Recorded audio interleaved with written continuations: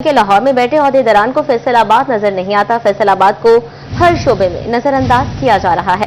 صدر F C سی ریحان نسیم بھراڑا کا کہنا ہے کہ ہر بار فیصل آباد کی انڈسٹری کو پیچھے پھینکا جاتا ہے۔ آپ کو بتا رہے ہیں، ان کا کہنا ہے کہ ہر دفعہ فیصل آباد پاکستان کا تیسرا بڑی صنعتی شہر ہے۔ سیکرٹری لیبر ہمارا ساتھ دیں، مل کر آگے بڑھیں، سب ترقی کریں گے۔ چیف کلکٹر کسٹم محمد علی رضا ہنجرا کا فیصل آباد چیمبر کا دورہ۔ صدر چیمبر ریحان نسیم بھراڑا کی صدارت میں کاروباری افراد سے ملاقات کی۔ کلکٹر کسٹم فیصل آباد ڈاکٹر رضوان بشارت بھی چیف کلکٹر کسٹم کے ہمراہ آئے۔ صدر چیمبر کا فیس لیس اسکیم کو ملک بھر میں لاگو کرانے کا مطالبہ۔ مزید تفصیلات جانتے ہیں بلال ڈوگر سے۔ جی بلال، بتائیے گا۔ جی بالکل، chairman Pakistan housing manufacturing exporter ایسوسی ایشن کی طرف سے تحفظات کا اظہار کیا گیا ہے کہ بیجا چھاپے جو ہیں اس وقت انڈسٹریلسٹوں کو پریشان اور خائف کر رہے ہیں۔ میرے ساتھ حاضر خان صاحب موجود ہیں۔ حاضر بھائی، کیا کہیں گے، اس وقت کیا مسائل درپیش ہیں آپ کو؟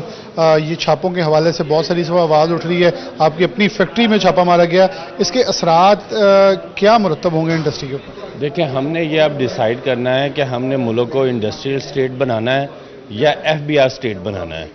تو اب تک تو یہ ہے کہ ایف بی آر اسٹیٹ بن چکا ہے ملک۔ کوئی بھی انڈسٹریلسٹ اور کسی بھی انڈسٹریلسٹ کی عزت اب محفوظ نہیں رہی۔ پہلے ہی ہم سروائیول موڈ پہ چل رہے ہیں پچھلے 3-4 سال سے۔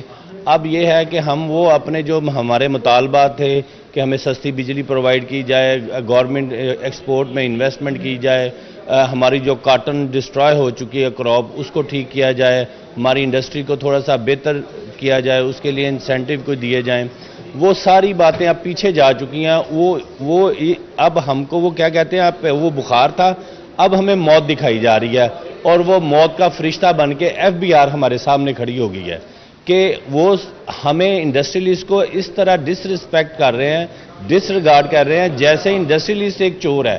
ایک بندہ، ایک انڈسٹری جو 1200، 2000، 2500 بندوں کو روزگار فراہم کرتی ہے، 10,000 ایک انڈسٹری سے 10,000 لوگوں کا گھر کا چولہا جلتا ہے، اس انڈسٹری کو، اس انڈسٹریلسٹ کو، اس انڈسٹری کے ورکر کو ڈس رسپیکٹ کیا جاتا ہے 4-4 گھنٹے، 6-6 گھنٹے۔ ان موجود تھے، کہتے حالات اس نہج پہ پہنچ گئے ہیں کہ فیکٹریاں بند کرنے کے در پہ ہیں، اور ہم فیکٹریاں بند کر کے اپنا احتجاج جو ریکارڈ کروائیں گے تاکہ یہ جو ایک ڈر اور خوف کا ماحول ہے اسے ختم کیا جائے۔ جی بہت شکریہ بلال آپ کا۔ اب آپ کو بتائیں کہ سونا ایک بار پھر مہنگا۔ فی تولہ سونے کی قیمت نئی بلند ترین سطح پر پہنچ گئی۔ فی تولہ سونا 5,000 روپے مہنگا ہو گیا۔ 10 گرام سونا 4,287 روپے مہنگا ہو کر 3,42,935 روپے کا ہو گیا۔ سونے کی قیمت میں حیرت انگیز اضافہ دیگر صنعتوں پر کتنا اثر انداز ہوگا، تفصیلات بتا رہے ہیں محمد علی نارو۔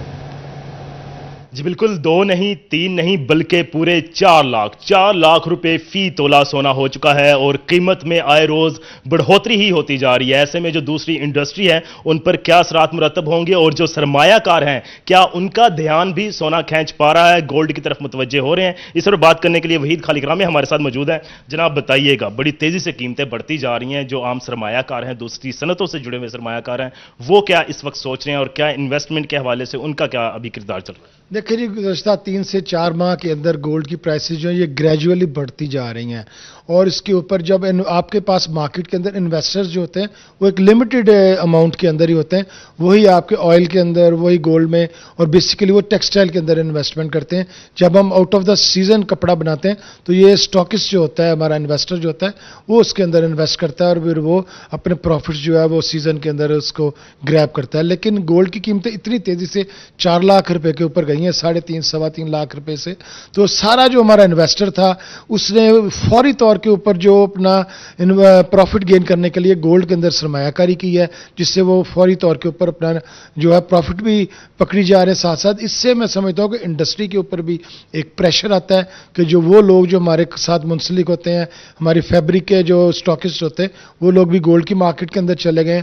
یہ انڈسٹری کے لیے بھی میں سمجھتا ہوں کہ ایک مشکل کام ہے، اور پھر حکومتوں کو بھی یہ سوچنا پڑے گا کہ اگر انٹرنیشنلی اتنی تیزی کے ساتھ ریٹس کے اندر جو ہے وہ رد و بدل نہیں ہو رہا، تو وہ کون سے عوامل ہیں جو پاکستان کے اندر گولڈ کی پرائسز کو اتنی تیزی سے بڑھا رہے ہیں؟ ان کے اندر وہ انویسٹرز آ رہے ہیں۔ میں سمجھتا ہوں یہ انڈسٹری کے لیے بھی یہ ایک پریشر کا کام ہے۔ جی بالکل جی، جو انڈسٹری ہے، دوسری بقیہ انڈسٹریز ہیں، ان پر منفی اثرات ان کا کہنا ہے کہ مرتب ہوں گے۔ ایسے میں جو حکومت ہے اس کا کام ہے کہ وہ توازن قائم کرے تاکہ جو گولڈ کی بڑھتی ہوئی پرائسز ہیں اس کی وجہ سے جو دوسرے کاروبار ہیں وہ متاثر نہ ہوں۔ بہت شکریہ محمد علی آگاہ کرنے کے لیے۔ جھنگ میں عوامی سواری ٹرین کو فعال کرنے کے لیے ہنگامی اقدامات شروع۔ ریواز بریچنگ سیکشن بند پر ریلوے ٹریک کی دوبارہ سے تعمیر کے لیے محکمہ ریلوے کا 6 کروڑ 90 لاکھ کا منصوبہ تیار۔ ریواز بریچنگ سیکشن بند پر ریلوے ٹریک بند کی بریچنگ کے دوران اکھاڑا گیا تھا۔ جھنگ ریلوے اسٹیشن پر ہزارہ ایکسپریس کی آمد و رفت معطل۔ اسی پر بات کرتے ہیں اویس خان سے، بتائیے گا۔ جی بالکل، سیلاب کے باعث جنگ میں ریلوے کا نظام غیر فعال ہوئے 26 روز بیت چکے ہیں۔ ریواز بریچنگ سیکشن سے بند کو جو ہے وہ توڑا گیا، جس کے تحت جو ہے ریلوے جو ٹریک تھا وہ بھی اکھاڑ لیا گیا۔ اس باعث جو ہے وہ ہزارہ ایکسپریس جو ہے مکمل طور پر معطل ہے۔ 26 روز بیت چکے ہیں، تمام جو صدر ریلوے اسٹیشن ہے وہ ویرانی کا منظر پیش کر رہا ہے، جس کے باعث نہ صرف عوام کو مشکلات کا سامنا ہے بلکہ ریلوے کو بھی جو ہے وہ لاکھوں روپے کے مد میں جو ہے وہ مالی نقصان کا سامنا کرنا پڑ رہا ہے۔ اس حوالے سے جو ہے محکمہ ریلوے کی جانب سے ہنگامی ایکشن پلان جو ہے مرتب کیا گیا ہے، جس کے تحت ریواز بریچنگ سیکشن پر جو ریلوے ٹریک ہے اس کی مرمت کا فیصلہ کیا گیا ہے، جس کے لیے ابتدائی تخمینہ جو ہے 6 کروڑ 90 لاکھ روپے کا لگایا گیا ہے۔ محکمہ ریلوے متعین کے مطابق جو ہے اس حوالے سے اقدامات جو ہے ممکن کیے جا رہے ہیں کہ ٹریک کو فعال کرنے کے حوالے سے جو ہے اقدامات کیے جائے۔ ٹینڈرنگ مکمل ہونے کے 25 روز کے اندر جو ہے وہ ریلوے ٹریک کا جو مرمت کا کام ہے وہ مکمل کیا جائے گا، اور اس کے بعد ایکسپریس جو ہزارہ ایکسپریس ہے، جو ضلع کی واحد ریل گاڑی ہے، اس کو بھی فعال ہونے میں بڑی حد تک مدد ملے گی۔ اور محکمہ ریلوے کے مطابق جو ہے ہزارہ ایکسپریس جو ہے 26 روز سے غیر فعال ہے، جس کے باعث جو ہے تقریباً 37 لاکھ روپے کا نقصان جو ہے محکمہ ریلوے جو جھنگ صدر ریلوے اسٹیشن ہے اس کو برداشت کرنا پڑ رہا ہے، جس میں جو ہے خصوصی طور پر نہ صرف جو مسافروں کی بکنگ جو ہے وہ متاثر ہو رہی ہے بلکہ اس کے علاوہ جو لگیج اور جو پوسٹل نظام ہے وہ بھی شدید حد تک متاثر ہو رہا ہے۔ بہت شکریہ اویس صاحب کا۔ جھنگ میں سیلابی پانی نے فصلوں کو شدید نقصان پہنچایا۔ موضع نامدار میں 800 ایکڑ سے زائد فصلیں تباہ ہو گئیں۔ دھان، تل، مکئی، جوار، کپاس، چری بھی فصلیں ملیہ میٹ ہو گئیں۔ تفصیلات بتا رہے ہیں رمضان مرزا، بتائیے گا۔ جی بالکل، سیلابی پانی نے جہاں پر گھروں کو تباہ کیا، موضع نامدار میں ہم دیکھ رہے ہیں کہ جو فصلیں ہیں وہ بھی بری طرح تباہ ہوئیں۔ ایک اندازے کے مطابق 900 ایکڑ سے زائد اراضی اس موضع کے اندر ہے، اور لگ بھگ 800 ایکڑ جو اراضی ہے جس کے اوپر تل کاشت کیا گیا تھا، کپاس کاشت کی گئی تھی، یا اس کے ساتھ ساتھ جوار یا مکئی کاشت کی گئی تھی، تل کاشت ہوا تھا، وہ اس وقت تباہ ہو چکا ہے۔ ہمارے ساتھ علاقہ مکی موجود بھی ہیں، ان سے بات بھی کرتے ہیں۔ اچھا بتائیں کہ آپ نے کون کون سی فصلیں کاشت کی تھی؟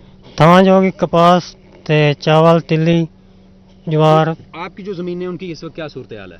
وہ بس ختم ہی ہے، دھان ہی ختم ہو گئی، کپاس پانی ہے اس میں۔ اچھا، آپ نے کون کون سی فصلیں اس علاقے میں یہ دیکھی؟ دھان جو کہ ہے چاول کا، اور اس کے وغیرہ یہ جو ڈنگرالی مثلاً مکئی اور پٹ وغیرہ جو سب کچھ وہ بھی بالکل چلا گیا۔ اب اس جگہ میں ابھی بھی پانی ہے۔ یہ بالکل ہمارے جو علاقے میں سب جن کا بھی ہمارے گاؤں والے سب ہمسائیوں سارے کو ان کا جو فصل ہے سارا کچھ چلا گیا۔ بابا آپ عقب میں دکھائیں، یہ کپاس کی فصل ہے، اور اگر جو آپ کو کہیں سبزہ نظر آ رہا ہے یا تو وہ درخت ہیں بڑے، یا اس کے ساتھ ساتھ وہ کماد کی فصل ہے جو کہ اگر مزید پانی میں کھڑی رہی تو اس کا وزن کم ہونا شروع ہو جائے گا۔ بہت شکریہ رمضان آپ کا۔ اور بھوانا میں سیلابی صورتحال ختم، مگر کماد، دھان، مکئی، تل اور چارے کی فصلیں تباہ ہو گئی ہیں۔ معزز سامن فتح کوٹ سمیت دیگر علاقوں کی زمینیں کاشت کے قابل نہیں رہیں۔ مزید جانتے ہیں فخر دیوان سے۔ جی فخر، آگاہ کیجیے گا۔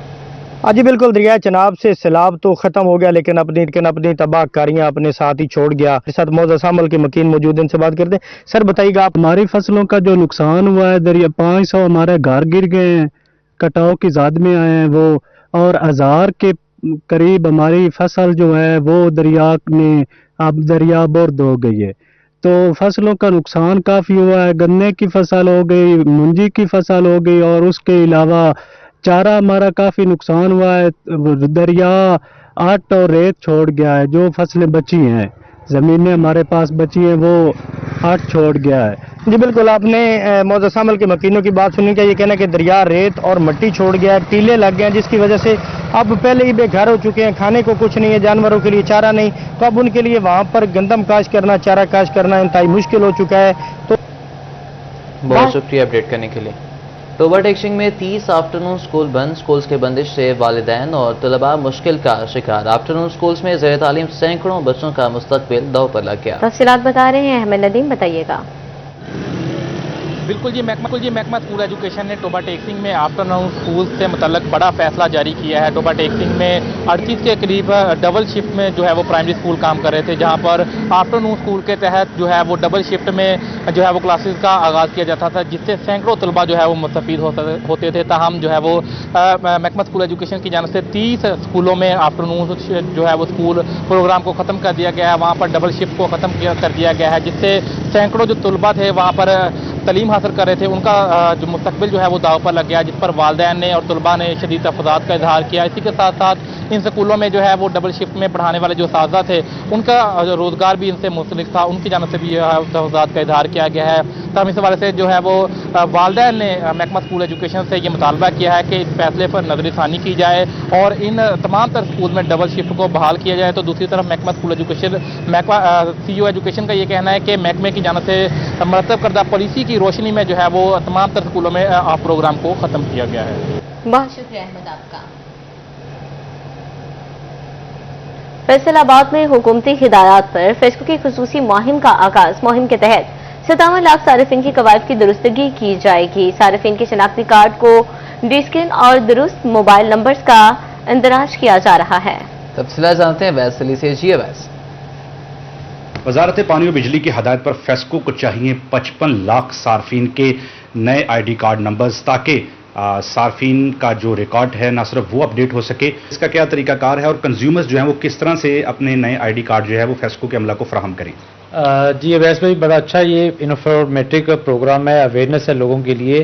Chief executive officer FESCO Mohammad Aamir साहब की हदायत पर तमाम मीटर रीडर्स और मीटर इंस्पेक्टर्स को ये इख्तियार दिया गया है कि वो तमाम मीटर्स की जब रीडिंग लेंगे अपनी मतलूबा रीडिंग के डेट पर, तो वो कस्टमर के घरों से जो है वो शनाख्ती कार्ड उनका लेकर उनका बारकोड स्कैन करेंगे और उनका जो फ़ोन नंबर होगा जो इनका इस वक्त मौजूद है वो लिया जाएगा और उनका डाटा उनके सामने फीड हो जाएगा। उस डाटे के जो फ़वाइद हैं वो मैं आपको बताता हूँ। फ़वाइद ये होंगे जो आपने बयान किए। पहले तो ये है कि बिला ततर बिजली की फराहमी को उनको यकीनी बनाने के लिए उनका जो फ़ोन नंबर है वो हमारे साथ रजिस्टर्ड हो जाएगा और उनकी जो कंप्लेंट्स हैं वो उनकी प्रॉम्प्टली फौरी तौर पर रिजॉल्व हुआ करेंगी। उनकी जो रीडिंग है, जब रीडिंग होगी, रीडिंग उनकी जो है वो मोबाइल पे चली जाएगी उसी SMS के थ्रू। तो ये 2-3 चीज़ें ऐसी उनके फीचर्स हमने साथ ऐड अप किए हैं। तो हमारी तमाम कस्टमर से गुजारिश है कि बराए मेहरबानी जिस दिन आपकी रीडिंग होती है आपकी एरियाज़ में, अपना ओरिजिनल शनाख्ती कार्ड वो बार कोड स्कैन होगा, उसका मोबाइल फ़ोन नंबर पूछा जाएगा। अगर वो मालिक मकान है तो उसके मुताबिक उसकी एंट्री हो जाएगी, अगर वो किराएदार है तो उसके मुताबिक उसकी एंट्री हो जाएगी और वो बर वक्त उसको जो है मैसेजिंग दिए जाएंगे। हमारी तमाम मौजूद सार्फिन से गुजारिश ये है कि जिस दिन आपकी रीडिंग है उस दिन अपना बराए करम अपना असल शनाख्ती कार्ड जो है वो अपने घर में लाजमी रख कर जाएँ, ताकि हम जो है ये डाटा सारा फीड कर सकें। ताकि बहुत शुक्रिया आपका अपडेट करने के लिए। फैसलाबाद अलीज़ेब फाउंडेशन का बड़ा इकदाम। थैलेसीमिया के मरीज बच्चों के साथ बेआसरा बच्चों का भी सहारा बन गई। 5 से 10 साल तक की उम्र के यतीम बच्चों को मेयारी तालीम और दीगर सहूलियात की फराहमी के लिए आशियाना ऑर्फन होम का क़याम अमल में लाया गया। तफसीलात बता रहे हैं अज़ादार हुसैन, बताइएगा। हाँ जी बिल्कुल, अलीज़ेब फाउंडेशन का बड़ा कारनामा अलीज़ेब ऑर्फन होम का क़याम अमल में लाया गया है और यहाँ पर बेआसरा बच्चे जो यतीम बच्चे हैं उन्हें बेहतरीन परवरिश और रहायश के साथ दीगर सहूलियात फराहम करने के हवाले से काविशें जो है शुरू कर दी गई हैं। हमारे साथ CEO अलीज़ेब फाउंडेशन सैयद शाहिद अली मौजूद, हमसे बात करते हैं। शाह साहब क्या कहेंगे बच्चों से मुतल्लिक जो ऑर्फन होम बनाया गया है? ये मेरा ख्वाब था कि मैं अपनी ज़िंदगी में एक ऑर्फन होम बनाऊं। वो अल्लाह ताला का बड़ा एहसान है, शुक्र अल्हम्दुलिल्लाह कि हमने एक ऑर्फन होम खोल दिया है।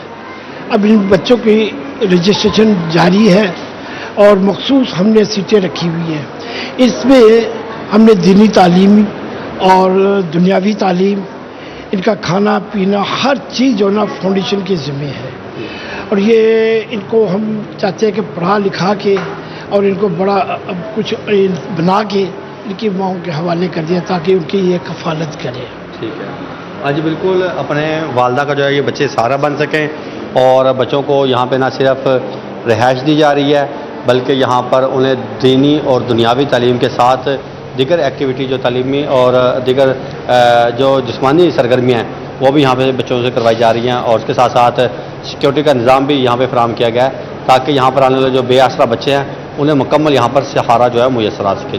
بہت شکریہ ازادار آپ کا. چنیوٹ سلارہ روڈ سے ملکہ گلی میں پڑا ٹرانسفارمر شہریوں کے لیے مشکلات کا باعث بننے لگا. شہریوں کا گزرنا محال ہو گیا. تفصیلات جانتے ہیں کومیل حیدر سے، بتائیے گا.